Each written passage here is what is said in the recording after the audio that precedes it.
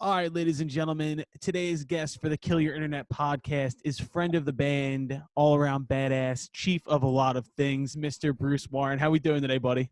I'm awesome, man. How are you? I'm fantastic, man. I'm so glad we finally got to do this. Yeah, we've been threatening for at least, 6 months now, but now that we're all stuck in our homes, Don't really have a choice. We trapped you into this, man. exactly. No excuses. No excuses.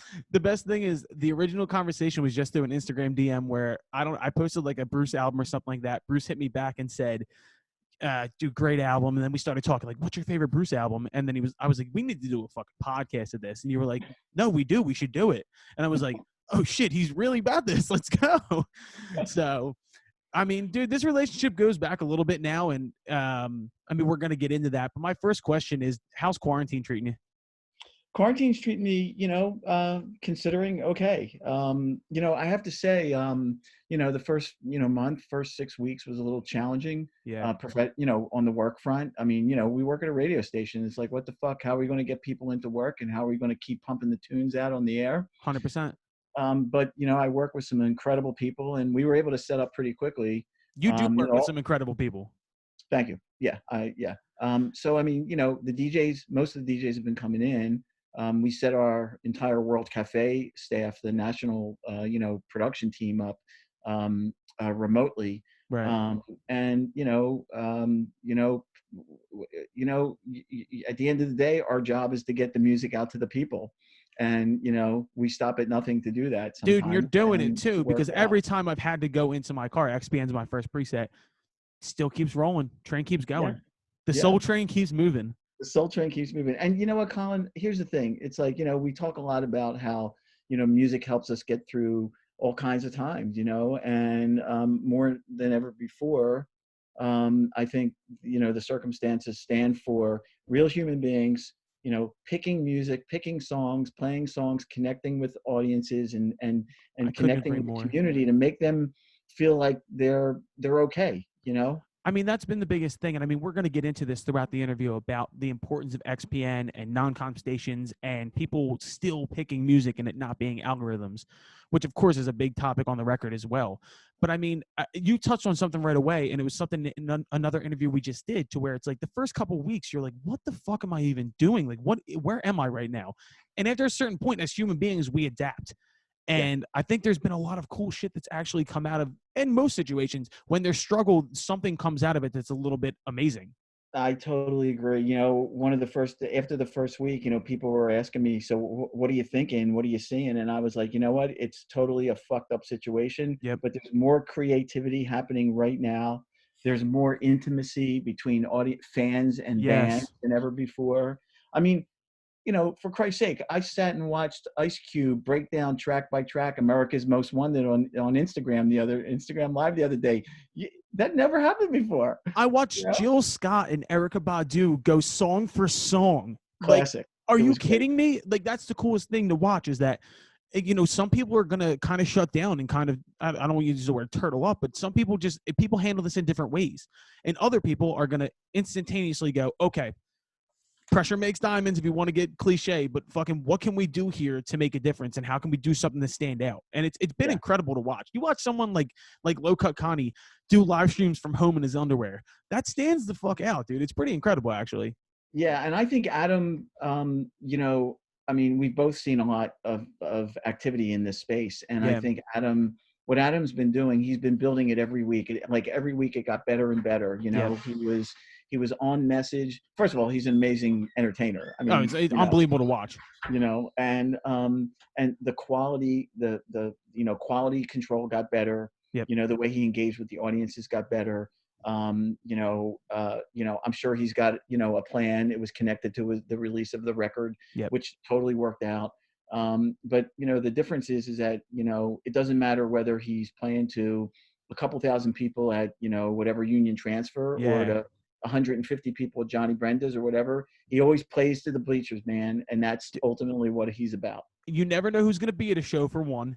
Yeah. And two, there's only one chance to make a first impression, and that dude does a hell of a job of making a first impression. Absolutely. I mean, too, the biggest thing is as well is in every situation, I'm sure, for World Cafe having to record remotely, as the time goes on, you get better at it and you get better at it and you get better at it.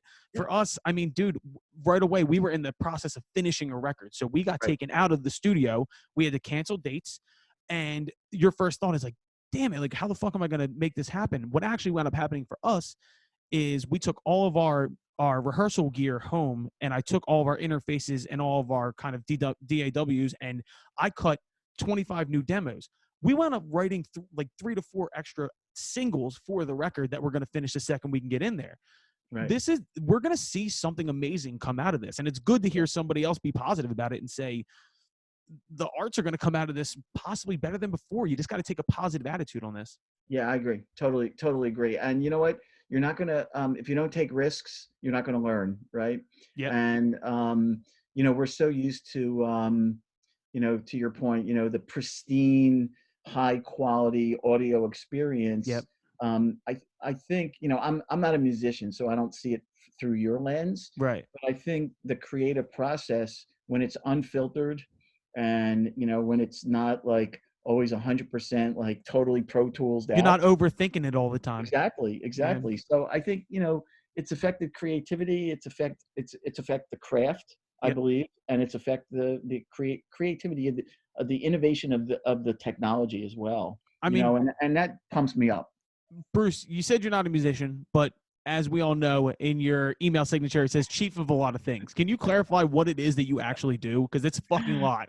So, technically, so wait, before I do that though, how are you? How you doing? Dude, you know what, man? I can't lie to you. I've never had the opportunity in my life to focus on one thing. I've always had to be running around doing 80 things, especially on the music side, because you're booking, you're touring, you're playing shows, you're doing 100 different things, creating all this shit, and then all of a sudden the world stops.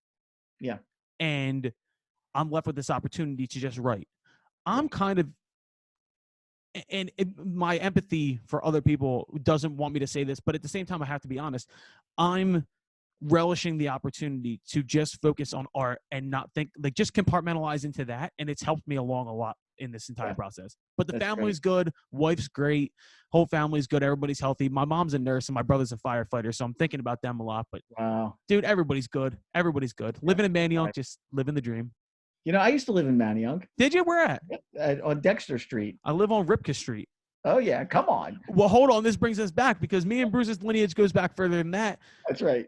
Northeast Philadelphia. Bruce, did you ever in your life think you were going to be talking to a musician from Northeast Philadelphia? Not since I escaped the Northeast. Understood. And I mean, that's a long heralded, trying to get out of the Northeast is not an easy thing to do. Hey, listen, I loved growing up in the Northeast. It was great. I went to Northeast High School. We got in lots of fights with people at different high schools. That's how it is. And, hung out in the Roosevelt Mall back in the day. Bought my records from Sam Goody's in the mall up there. Yes, sir. And Jerry's Record World. That was many years ago. My dad lived down off Frontenac for a while, so he was down in that area for a while. But I'm Parkwood, so I'm far northeast. I'm not the exact same experience, but I spent a lot of time in Longcrest, so I'm down that way a little bit. Yeah, Oxford Circle was where I kind of technically grew up, I guess, and it was great. It was great. I was a mall kid. Anyway, well, I'm glad you're doing good, and I'm glad you mentioned, your wife. I know you're a newlywed. Yes, sir. We got lucky too because we honeymooned in France and Italy, so we did that in October, and very thankful that we got to get everything in, and I'm glad they're finally seeing some brighter days over there because I have family in Italy that I'm not in contact with, but you're thinking about because that's where my grandmother came from. That's whose house I grew up in. So yeah. Hey, I got a question. Speaking of Manayunk, is D'Alessandro's open? D'Alessandro's just opened up for curbside, which I'm about to take advantage of. I may have to hit that spot this weekend. Is that your spot? Oh yeah. D'Alessandro's is my spot. I'm a Steve's Prince of Steaks guy off Comley Road because that's high school for me. I hear you. But yeah, all right. So Bruce, this is totally Bruce too, because Bruce is the kind of guy that wants to ask the questions. Bruce is also the kind of guy who wants to make sure you're doing okay before he's doing okay, and I fucking love that about you. Hey, thank you. So chief of a lot of things. What do you do? So exactly, what do I do? Well, technically, I guess most people in the radio industry, there's a job called program director, Yep. and ultimately they're responsible for the overall sound of the radio station. Right. You know, the DJs, the music, the production, you know, the spots you hear, the special programming that stations do. So that's a big chunk of my job. Right. You know, when the internet happened, I convinced my boss to let me also sort of manage all the digital stuff. Smart. And then on top of it all, I'm also quote unquote the executive producer of the World Cafe, which is our national show. Yeah, that's not like that big of a responsibility, right? It's just an institution. Yeah, that's right. Again, it kind of goes back to, you know, I have amazing people that I work with. And, you know, there's certain pivotal moments of the year when we're all together at big WXPN events where I will invariably turn to someone and say, you know what? When there's a war and I'm in the bunker, I'm glad you're in there with me. Exactly. And that's everybody I work with. And it really speaks, it speaks very loudly about, you know, the impact we've had. Massive. It's not just about one person, it's about a team, and they're great. So, you know what, listen, at the end of the day, it's all about the music for me still. You know, I'm a music fan at heart. Yep. And it all starts with the music. And yeah, there's business and there's shows to produce and bands to book, but ultimately it's about the music and connecting, you know, what our mission is, the audiences with the music. Well, dude, and to look at knowing your responsibilities and knowing XPN's place in the world and World Cafes, you're still in the situation where you're an actual human being and it's an actual entity that is still kind of deciding what goes on the air. It's not a corporate thing where they're feeding you a list of songs to play. You're putting the time in, which has to make your job that much more extensive. But you don't know how much that means to musicians to have somebody. You're not dealing with a giant conglomerate where you're like, God, I hope one of these people picks it up and it gets in an algorithm. You're dealing with a situation where you're handcrafting this shit. And we fucking appreciate that as musicians. Like, do you feel that? Like, do you feel that your job is more extensive due to where you work? Oh, yeah, definitely. I mean, absolutely. I mean, that's, you know, it's a calling. It's like, you know, there's this concept of servant leadership, you know, that you serve a cause, and the cause is music, and the cause is connecting musicians to audiences, and the cause is making people who are into, you know, listeners, audiences who are into music discovery feel really good about the experience that they're having with the radio station. When did you know that was your calling? Like, when were you aware that you're like, all right, this is why I was put on the earth? Well, you know what? I think it happened at a very young age. You know, I was always, you know, into the radio and into music. I was one, you know, you hear those stories about, like, you know, maybe your parents actually listened to real radios, but I was one of those kids who listened to real radios growing up. And, you know, you hear the story about, like, you know, I fell asleep to, you know, I had a transistor radio under my pillow. I mean, that was me. Yeah. But I'll tell you, I very serendipitously got into the business, and through freelance writing. I was a freelance music writer for a while. And I met a guy who was a student at Penn, who was the music director at WXPN. And I had no idea what WXPN was at that point. And I was barely even listening to commercial radio. I was just going to record stores, buying records, and that was my world of music. Yeah. So I ran into, you know, I became friends with a guy. His name is Mike Morrison. And we're hanging out in a club one night, and he was in a local band, and he said to me, "Hey, you want to be on the radio?" I was like, "Sure. What do I have to do?" He goes, "Just show up." I said, "What do I have to play?" He goes, "Well, you know, you can play pretty much anything you want." So I got a little bit of training. And that first night on the radio, after like 2 songs in, I said to myself, "This is the greatest fucking thing in the world. I got to figure out a way to get paid for it." And you did and that was it.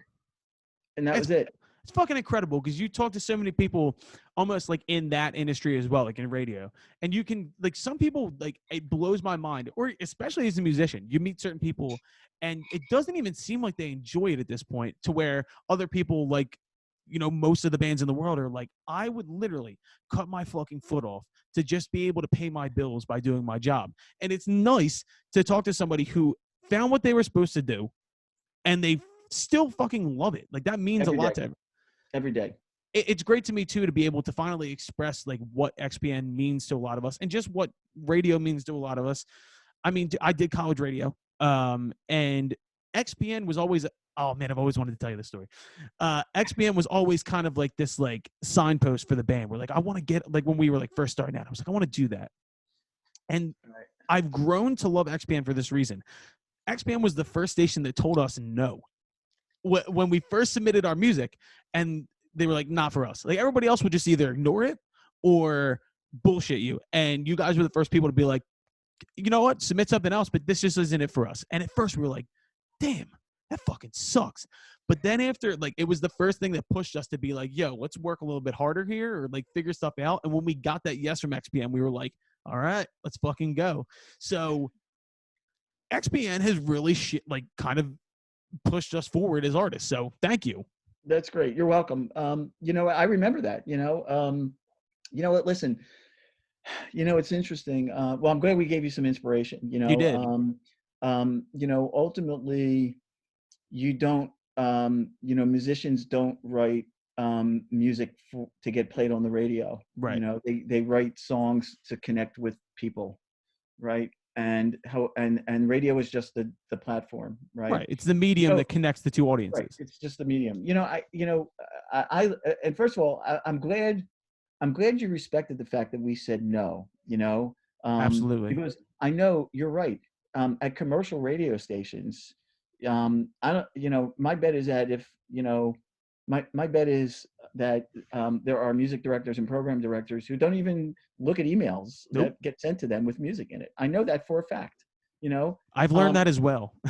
So, you know, I will tell you that we care a lot about what we get in, and not everything is right for our audience, you know.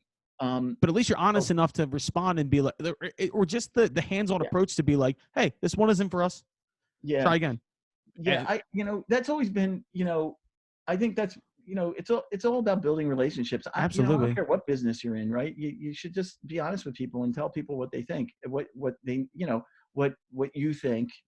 And one of my favorite parts of my job is actually talking to new musicians about whatever, you know. And, you know, it's funny, I always say, like, okay, if there's a list of 1 to 10, where does getting your record played on the radio land? Most people say number 1, and I usually tell them, nah, make it number 10. Make it number 10.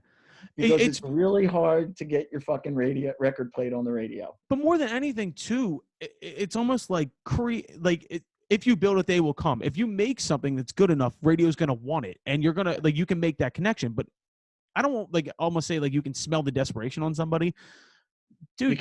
Just make good music and let it happen. Yeah. That's exactly right. We're finding that. That's exactly right. It's funny. Like, go right. So go right. And become an amazing performer. I mean, that's what you have to do. Well know. Yeah. To me, like, even after this conversation is saying how much XPN has impacted me, what artists, because I know, like, there's artists that I see on your interactions with on Twitter or just in general on the radio, whose career do you feel like you've impacted a lot? Like, because you have your hands in a lot of people's, you know, XPN has broken a lot of people. Is there anybody you feel a special connection to just based on the relationship you've built through and kind of the impact you've had on their career? Well, I think 2 local artists that I feel a real deep connection to. One is Tim, Strand of Oaks. I knew you were going to say that. And that's a great, that's my Strand of Oaks discovery story, you know, is really unique. But it goes back to me being a fan, you know.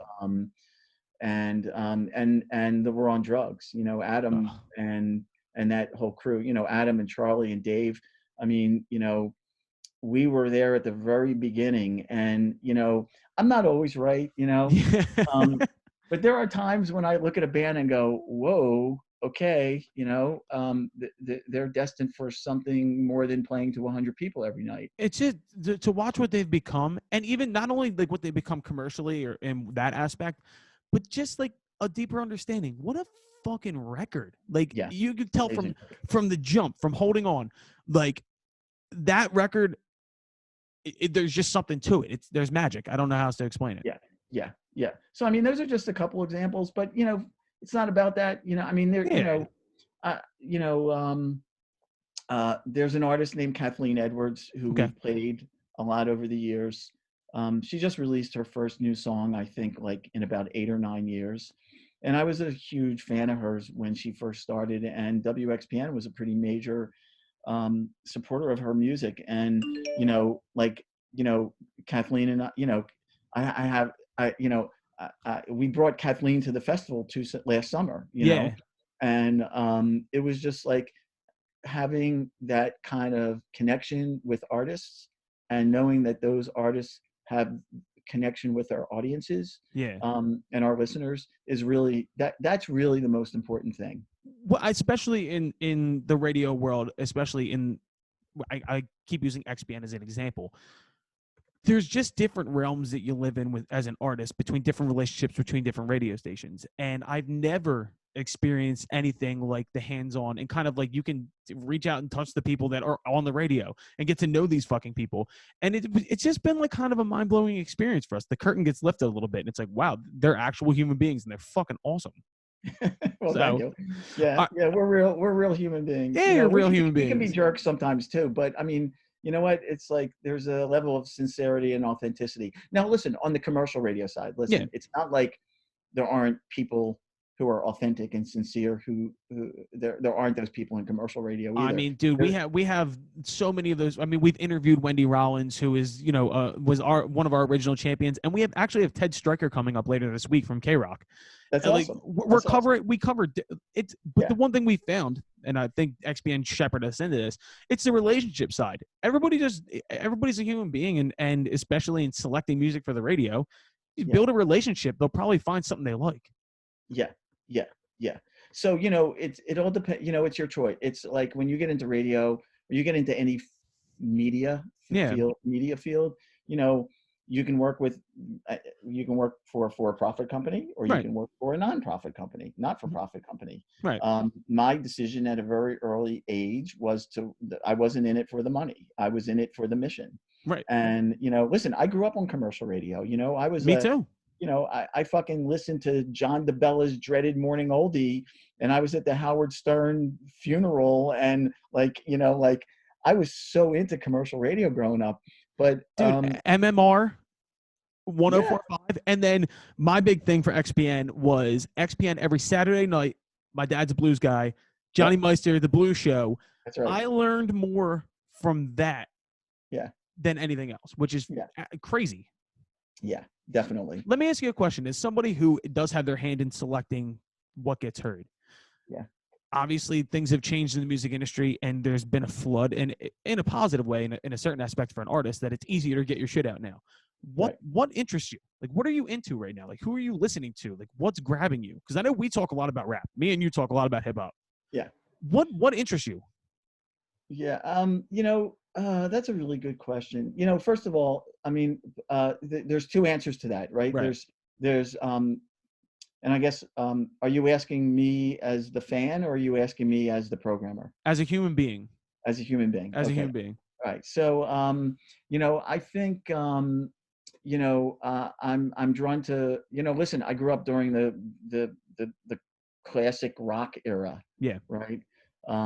So, I have a fondness still for rock and roll guitars. Right. Me too. I don't hide this. Bruce Springsteen is my favorite artist, followed by the Clash, but like, I'm really interested in sort of like, it's hard for me to identify bands over the last decade that I think are really mind-blowing, and who also, I think, and this is all totally subjective, right, that I think in 20 years, 25 years, like, my kids are going to be listening to. We talk about this all the time on the podcast, is who are we still going to be talking about today in 2030? Yeah. Like, even on the hip hop side, which is much more saturated, it's the number one genre right now in most things. Who the hell are we still going to be talking about? A lot of it feels kind of fly by night, and a lot of it seems like it's not built to last per se, but especially on like the rock side too. Like, I think, to me, like, War on Drugs sticks out because their shit is timeless to me. I agree. So I mean, that's one criteria. I mean, I hear something and I go, wow, that's a really kind of a timeless thing. But it could also really be very creative, and it could be really unique. Yep. There's a lot of Pitchfork rock and Spotify rock that I just don't fucking get as a music Me neither. fan. And it's funny, right before we connected here, I get this email from Shazam every week, Yeah. which has like, breaking Shazam records. And I go to this list and I go, who the hell are these people? and and more importantly, who the hell is listening to this shit? Dude, I don't know. And once again, we talk about the word algorithm a lot. A lot of this shit is just pushed through repeatedly because that's the way it's set up on Spotify. Sure. So go ahead. I don't want to. I'm not being critical of. I can't be critical of stuff that I don't know about. Right. But I do like. I'm a huge Radiohead fan. I'm a huge Talking Heads fan. I think Remain in Light still stands up as one of the most creative, innovative records of the last 40 years. Talking Heads is something that hit me in like my mid-20s that I was like, whoa, what the fuck? Because I grew up on, the radio Talking Head song. I think I watched Stop Making Sense, and I was like, oh, okay, well, this is interesting to me. And then I went back and dug in. And I was like, dude, they were in the year 2050 in 1980. Like they just a different. Hold on. So there's one band that I've been stuck on recently, that like to me stands out in the last decade as like they are ahead of their time, and it's Vampire Weekend. I've been on a diehard Vampire Weekend kick, and I can't explain it. Modern Vampires doesn't fucking sound like anything else. I agree. There's another good criteria, Kyle. So we talked about timelessness, and then it doesn't sound like anything else. I mean, too, I've been on a big Mark Ronson kick, going through Mark Ronson's catalog, because you're looking at hits, right? And of course, the guy's been making monster hits. But there's so much shit recently that I look up the song credits, right? I was listening to Villains, the record by Queens of the Stone Age that came out a couple years ago. He produced the whole fucking thing, and I didn't even know why I liked it as much as I did. Mm-hmm. The Amy Winehouse record always stands out to me as like, that was like a what the fuck is this kind of a moment, because it was taking something old to make it new. I'm interested today who's doing that. And I mean, a lot of it falls on like you can look and say like the Young Thugs of the world are totally groundbreaking, but do we talk about Young Thug in 20 years? Yeah, I don't know. I don't think so. No diss to Young Thug. Not at all. I think Brockhampton is a really creative band in that genre. Very interesting. In hip-hop, and they're amazing live. I've seen them a few times. And, listen, LCD Sound System is also another one of my favorite all-time bands, right? So, I mean, talk about a band like that, it all sounds new, but you can totally trace the lineage, back. It's fun to me to finally start seeing people like Mondo Cosmo, who is someone that I know you're a big fan of, and I'm a huge fan of. And it wasn't until I went back and I really dug through his record that I was like, oh, I see fucking LCD Sound System all over this. And it's really cool to see people taking that, because nobody's ever going to do what LCD Sound System did. Nobody's going to be making 15-minute songs that have hooks. But and I think, I think music fans are going to be listening to LCD in 15, 20 years. I honestly do. I agree. They may never make another record again, but that doesn't matter. They've made 3 of the most incredible albums of the last decade, Dude, I think this whole thing is interesting too, because I think we're going to maybe it's just that the industry is catching up to the release of content. Maybe we just got caught in this wave of like, nobody knew what the fuck was going on when streaming came about. And maybe we're going to start seeing things that stand out like now that the industry's starting to figure out what the fuck is going on. Yeah, I think, maybe. I think, is music good, better now than it was 10, 15, 30 years ago? I mean, if you talk to my 20-year-old kids, they're going to go like, oh my God, this is the greatest shit in the world, right? Dude, well, I mean, we were like, one of the conversations, we have a hip hop group chat segment on this show to where it's me and my buddies that are diehard rap guys. And we were saying, like, if you think back 10 years ago, when it's the advents of the Coles and the Kendricks and the Drakes, right? Back then we were like, this is that shit. And then there were so many other artists that got lost in that sauce, and it's who the fuck winds up being that person down the line. And I don't think it's ever been less clear than it is right now. Yeah, I agree. And I think part of that is, I was talking to a really good friend of mine who is signed to a major label. I won't say who it is. And we were lamenting over the sad state of rock and roll or whatever. Although I don't necessarily agree with that. But I think I agree with you. You know, the social media thing, the internet is great. The internet is completely fucked. You know, right now, major labels, artists, I think, and again, this is a gross overgeneralization and it's totally subjective, but I believe that people are chasing virality Yes. more than they are, you know, impact and the creative spirit. Now, again, I don't listen to every fucking song that comes out in the world. Yep. And you know what I mean? But I listen to enough music and I see enough activity in the space where I go like, God damn, if there's one more artist that comes out that sounds like Future, I'm gonna puke. And I fucking love Future. Me too. You know Future's my favorite current fucking rapper. But do I need 50 Futures? No. Future's the fucking best because Future is Future. But you know who needs more rappers like Future? Labels need rappers like Future. Because they're chasing what the people want and the kids are buying and all that other. I sound like my fucking father. No, but you know what though? Here's the dude. I'm fucking 28 and I sound like my dad. You know what I mean? So here's my thing though. Oh, good. We're even. As somebody who's looking at this from somebody who's in this shit right now, right? Every once in a while, there's periods of time where you look at like the late 90s to where Eminem was just coming out and hip hop was becoming this big commercial success and boy bands were really like the fucking thing back then. And then all of a sudden, the Strokes come along and that whole garage rock revival comes about to where Jack White rips the whole fucking place apart. I really think everything goes in cycles. It really does. And I think you're going to see something come out of this period of time to where rock and roll takes what is going on right now and completely fucking warps it and people get interested. I don't ever think you can have the argument that something's dead. I think it's just changing. Yeah, I agree. Okay, so you know, yeah, things go in cycles. And, you know, there are newer artists that sort of they put a fresh stamp on like an old sound, right? Yep. But like, okay, let's just talk about hip hop for a second, right? So when was the last Straight Outta Compton you heard? To Pimp a Butterfly? Maybe. That, okay. If you're talking... when was the last Chronic you heard, right?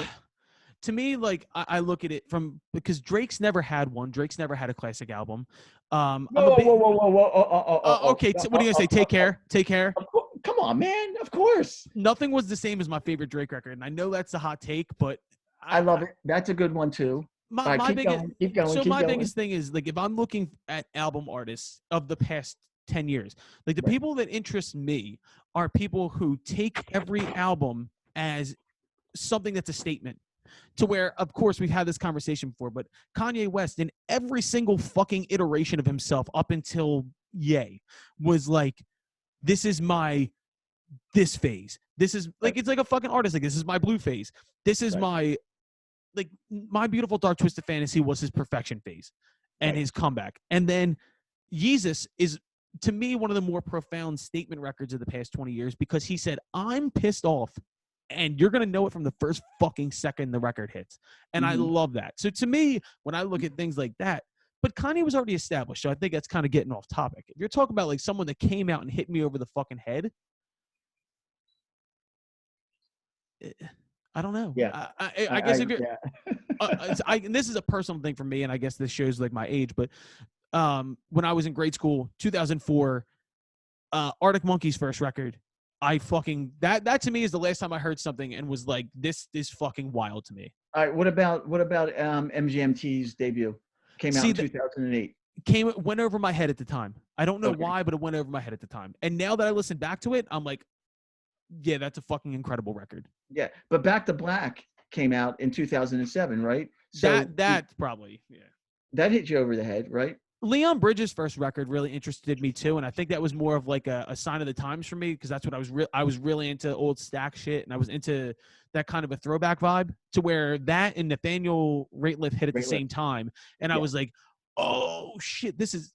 But to be honest, Leon Bridges' second record did more for me than anything because to me that brought him from almost like a period piece to being like, holy shit, he is just a fucking incredible artist. Yeah, I think his next record is going to be has the potential to be a stone cold classic for the reasons that you just said. It blew my Okay, mind.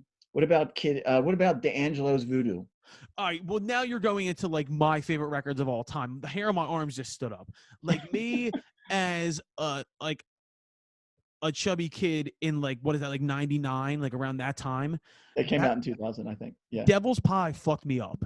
And to this unbelievable. day, Devil's Pie made me go back and learn about Prince. Like that record made me want to do my history work. You know what I mean? In the same way that when I first heard Kanye in 2004, Right. it made me want to learn about soul, and it made me want to learn about Otis Redding and all the samples. Where did these come from? What is this? So you are right about that. That D'Angelo is an all-time great to me. And Black Messiah was not just as good, but Voodoo's a fucking perfect record. Let's not. Yeah, but okay, again, so that Voodoo that came out in 2000. So it's been 20 years since that record came out. People are going to argue Frank Ocean. So, and you can look at that and say whatever you want. I like Frank, but I think Frank is very much an artist of this time in his seclusion and it being so off kilter. I think to me, like Voodoo had this classicness, but it also had a commercial appeal. Like Frank stays away from everybody. Yeah, that's a really great example of. Channel Orange fucked me up. I thought his first album really Nostalgia was Ultra. Nostalgia Ultra. Yeah. I met her at Coachella. That song. Dude, Novocaine was unbelievable. That fucked me up. I remember the first time I heard that. The first time I heard Novocaine, I think I listened to it about 20 times. Me too, man. Me too. That was me senior year of high school down the shore in Wildwood with all my buddies. And that record, Earl by Earl Sweatshirt, so the whole Odd Future movement at that time was really what, like, I was like, what the fuck am I listening to? Which, by the way, if that happened in 2020, they would have been in jail probably. Like, I don't know, but all right. So moving forward, like, I'm glad you brought up the idea of like something different. And I'm not trying to, like, I'm really excited, and I've been saying this. I can't wait for you to fucking get your hands on what we're gonna send you, because I think we've somehow finally harnessed our own ability to make something that's completely us without giving a fuck about anything else. And that's as much as I'll say about the new record. But I think as we wind down the interview, because I'm gonna have you back on one way or another. That's all right. This is the first of the line, but whatever. It's all good. What to you has changed the most from your perspective in the industry? Because we talk a lot about the changing world, especially Kill Your Internet, podcasts. We want to know, like, the advent of the internet and the digital age and kind of the changing landscape of the music industry. What's been different? Well, I think socials had the most significant impact on fans and musicians, and the technology. Social media, it's changed everything. It's to me, like, like, we've been getting people hit us up online, like I find it fucking, like, of course, the world we live in. I think it's fucking hilarious that you guys call your shit Kill Your Internet and then promote your shit on the internet. It's not what I'm talking about. What I'm talking about is we all need to take a step back sometimes and realize that this shit is not real life. Like, and the impact that it has had is fucking. We've gone through an industrial revolution in a way. Yeah, listen, streaming is just a distribution platform. There's always going to be ways that people will consume media, but there are going to be different ways that people talk about the media they're consuming. Fact. And social media, I think, has had a huge impact on it. Listen, I started, in the music business, writing a music fanzine, in my house. Yeah. And that's how I discovered great new music. In many ways, the classic blog era 15 years ago, music bloggers were fans, writing fanzines online, sharing their passion. And the two dope boys era. The two dope boys. Yeah. Exactly. I remember that shit. I think about, but this brings me to that. Think about how much 10 years ago, when we still had fucking flip phones and we're going to blogs, dude, literally everybody is just adapting as this shit grows out of control. And eventually we're all going to get our feet under each other. But in that meantime, who the fuck knows what's going to, it's kind of the Wild West, and I kind of love it. It's awesome. It's awesome. It is awesome. One of your earlier points, and we can shut it down after this. More music than ever before. And as a music fan, that's a pretty fucking good place to be in. It is, man. Bruce, You're the fucking man. No, you are the man. I'm ready for part 2, and also please expect a zip folder soon with the first part of the new record. All right, whenever it's ready, my friend. You know it's going. All right. I'm also ready for part 2 of this, by the way, so we'll set that up. All right. All right, Bruce. Thanks Peace. for having me on, man. Good to see you. Come on, man. Of course.